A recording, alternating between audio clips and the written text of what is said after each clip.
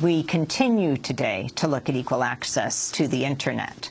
This is Democracy Now!, democracynow.org, The War and Peace Report. I'm Amy Goodman with Juan Gonzalez.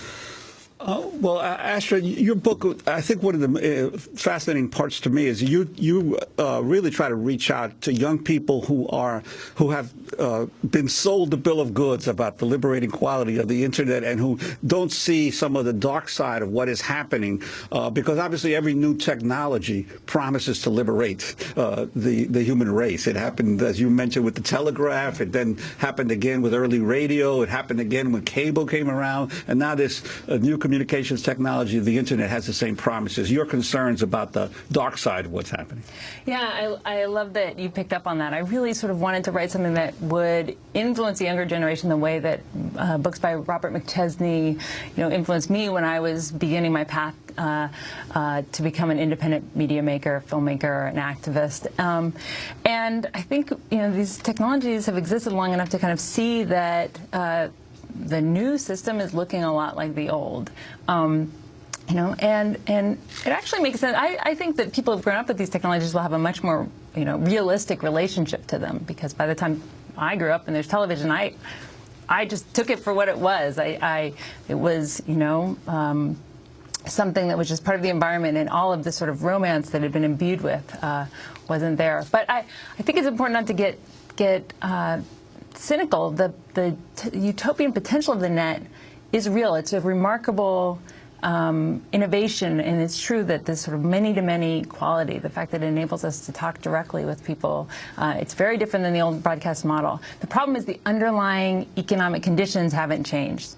The same old business imperatives, the same old incentives that shaped the old media model and that made it so problematic are still with us. So the Internet might have disrupted investigative journalism, but it didn't disrupt advertising, and that's what I'm trying to emphasize. You say it's a rearrangement, not a revolution. Explain. Right. I mean, so much of the story we tell ourselves is about the revolutionary impact of this new technology. But I think continuity is as important to this story. So there are new winners and new losers. So, for example, we were told the old media dinosaurs were going to go extinct. Well, what we've seen is they've adapted very well. I mean, it's exactly what Michael Kops is talking about. We have these old media companies, NBC, joining with the cable companies, buying up Internet startups. And so there's this kind of integration, this merging of the new and the old that doesn't fit into the sort of myth that we've been telling ourselves.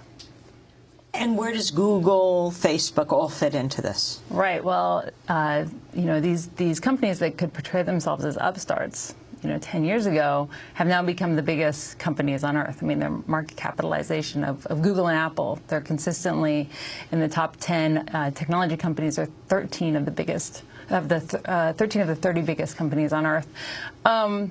Yeah, so they are the Goliaths of our age. So we have, Hollywood moguls, and we have Silicon Valley tycoons, and we have them collaborating.